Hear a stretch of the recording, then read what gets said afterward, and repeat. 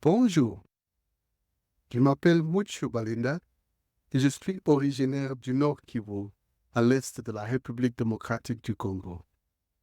Aujourd'hui, nous allons faire une analyse sur la situation qui prévaut à l'est de la République démocratique du Congo. Depuis quelques années, l'est de la République démocratique du Congo est plongé dans une guerre qui cause de la misère, qui amplifie la pauvreté du peuple congolais qui vit à l'est. Ils sont déplacés à cause de la guerre. Les écoles ferment à cause de la guerre. Les gens meurent à cause de la guerre. Et quand on demande qu'est-ce qui se passe, le gouvernement congolais nous dit le problème, c'est notre voisin, le Rwanda. C'est le Rwanda qui est l'acteur principal dans ce conflit qui ravage l'est de la République démocratique du Congo. C'est une narrative et c'est à nous de juger. Est-ce que c'est vrai? C'est le Rwanda qui est responsable de ce qui se passe à l'est du pays, ou bien il y a d'autres raisons qui sont soit négligées, ou bien ils sont cachés pour des raisons que nous ne connaissons pas. Eh bien, dans cette séance d'aujourd'hui, nous allons essayer d'analyser les faits, nous allons essayer d'analyser la situation et voir s'il y a d'autres situations ou d'autres raisons qui peuvent expliquer ce qui se passe à l'est du pays. Et avant d'entrer dans les détails, j'aimerais qu'on comprenne la genèse de ce conflit. Parce que c'est un conflit qui n'a pas commencé aujourd'hui. C'est un conflit qui n'a pas commencé dans les 10 ans passés, dans les 20 ans passés, dans les 30 ans passés. C'est un conflit qui était là depuis les années 60. Pour ceux qui étaient vivants en 1960, ils ont entendu parler d'une guerre tribale ou d'une guerre ethnique qui était appelée le Kanyarwanda. Le Kanyarwanda avait comme objectif de chasser le peuple Banyarwanda. Et quand on parle de peuple Banyarwanda, on fait allusion aux Tutsi et aux Hutus, peuple Hutu qui est situé ou qui peut être trouvé à l'est du pays.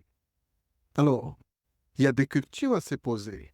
En 1960, quel âge avait Kagame en 1960? Ce sont des questions à se poser. Deuxièmement, qui était président du Rwanda pendant cette époque-là? Parce que je sache, Kagame n'était pas président du Rwanda en 1960, ou même 65, ou même 70. Il n'était pas président du Rwanda.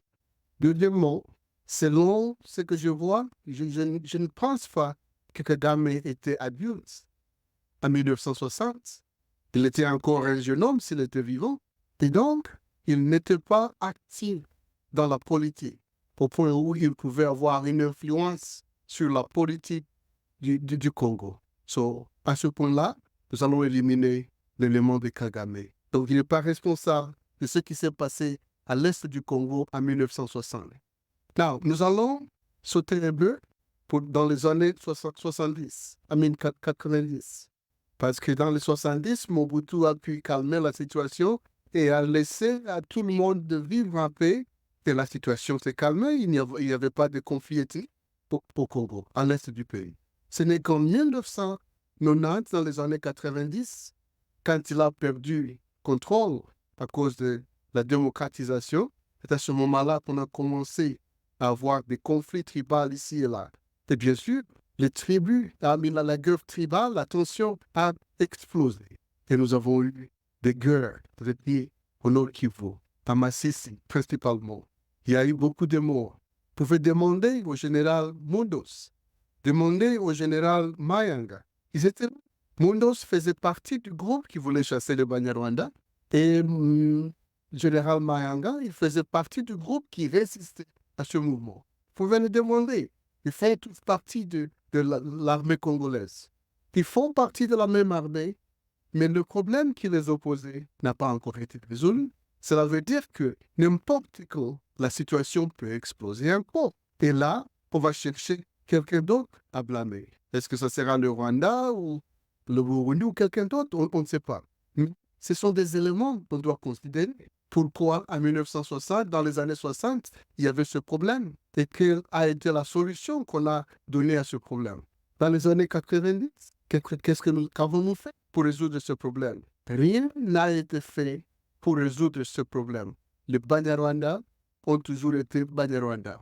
À titre d'exemple, quand j'ai grandissé, à l'école primaire, à l'école secondaire, même à l'université. Il y a des gens qui étaient appelés Banyarwanda. À l'école secondaire, je me souviens, il y a quelqu'un de mes amis qui nous disait Banyarwanda, vous êtes des Rwandais, oh.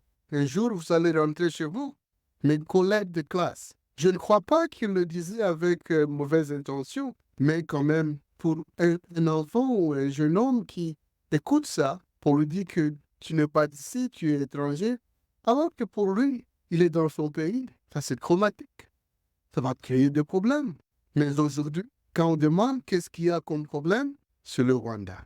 C'est le Rwanda. C'est le Tutsi. C'est le Banyamulenge. Mais c'est même Banyamulenge, ils étaient là durant toutes ces années-là. À l'époque de Mobutu, ils étaient là. On nous dit, oh, on ne peut pas faire confiance en ces gens parce qu'ils veulent le pouvoir et tout et tout. Mais pendant l'époque de Mobutu, ils étaient là, ils occupaient des positions influentes. Les directeurs de cabinet de Mobutu pendant de longues années, il était Tutsi. Alors si ces gens étaient vraiment ambitieux, c'était le moment opportun de prendre le pouvoir. Mais ils ne l'ont pas fait. Ils ne l'ont pas fait. Et donc, on ne peut pas continuer à abuser les gens. On ne peut pas continuer à maltraiter. On ne peut pas continuer à opprimer les gens.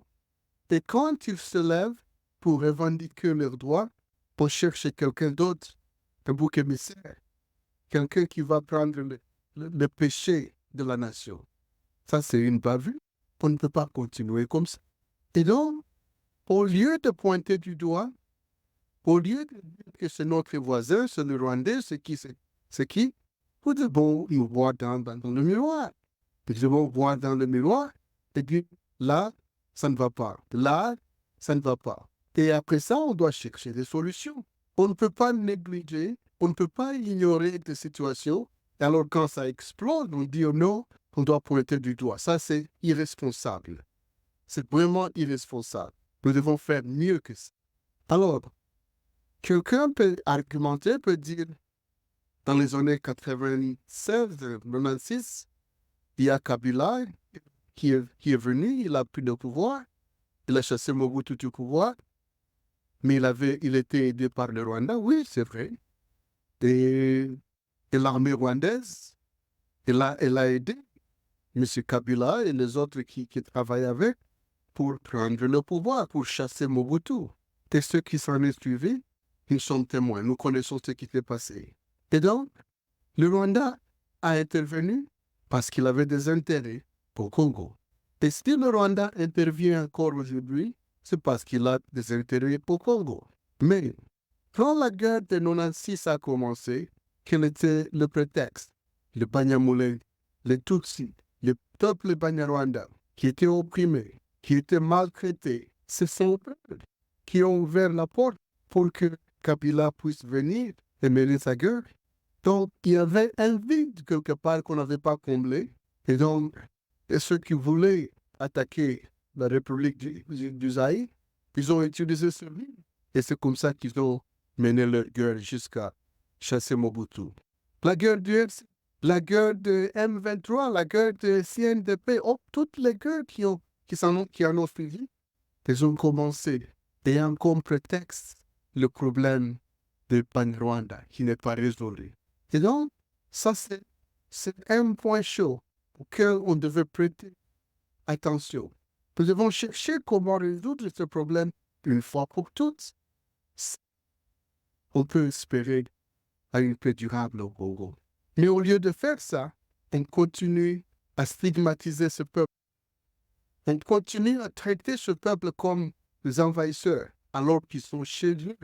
Et ils ne font que réclamer leurs droits comme citoyens du pays. Mais soyons responsables. Mettons-nous à leur place. Et donc, il est grand temps qu'on ouvre nos oreilles pour écouter. Pourquoi est-ce qu'ils acceptent de souffrir? Ils acceptent de verser leur sang alors que ce n'est pas leur pays. Nous avons invité l'armée universelle.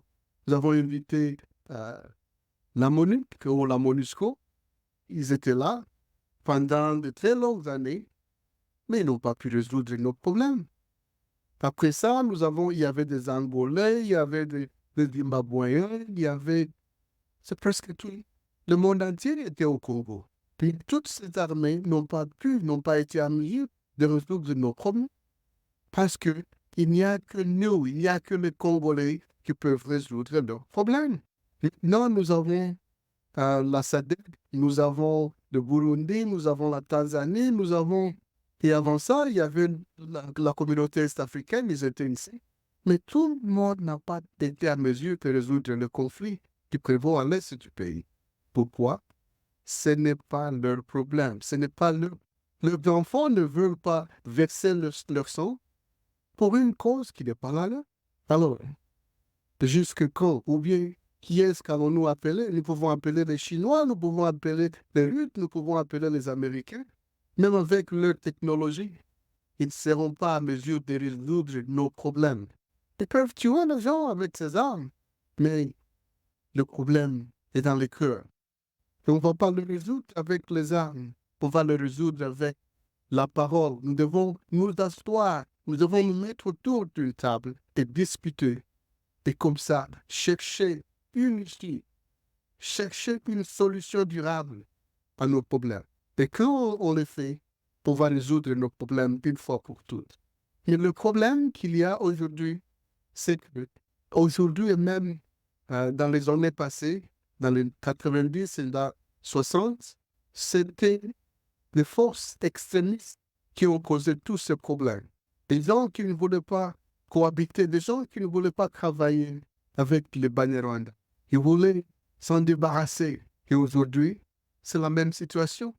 Et ces mêmes gens, malheureusement, ils ont pu s'infiltrer dans le gouvernement avec l'union sacrée du président Tshisekedi. Ils sont là, ils influencent la politique du pays. Et malheureusement, même le président du pays commence à suivre leur politique. Voilà, par exemple, quand il battait campagne, M. Tshisekedi a dit, si une personne mourait sur le territoire congolais, il ira attaquer le Rwanda. Une personne. Il voulait montrer qu'il était vraiment sérieux. Il a dit, lisez mes lèvres. Oui, nous avons lu ces lèvres, mais ce qu'on a compris, c'est que ces lèvres disaient une chose, son cœur croyait à quelque chose de différent.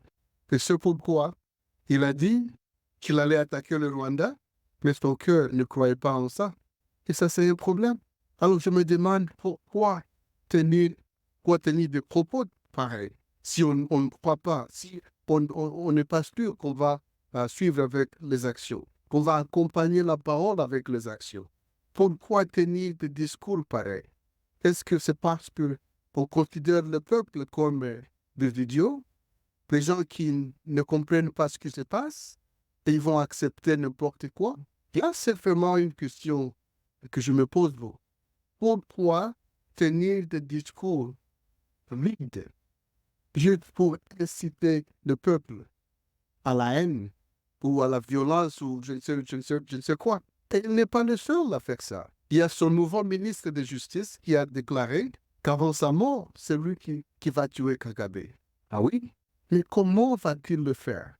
Il n'est pas militaire, il n'est pas membre d'une force spéciale. Alors comment va-t-il le faire?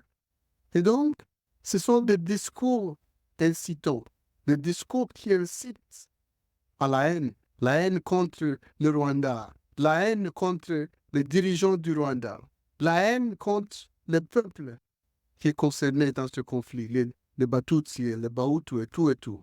Et donc, le Congo n'a pas besoin de gens qui vont l'inciter, qui vont inciter les gens à s'entretuer, inciter les gens à la haine, inciter les gens à la division. Donc, nous connaissons là où la haine nous amène. Nous connaissons là où la division nous amène. Nous avons des preuves. Et je crois qu'il est temps de donner chance à la paix.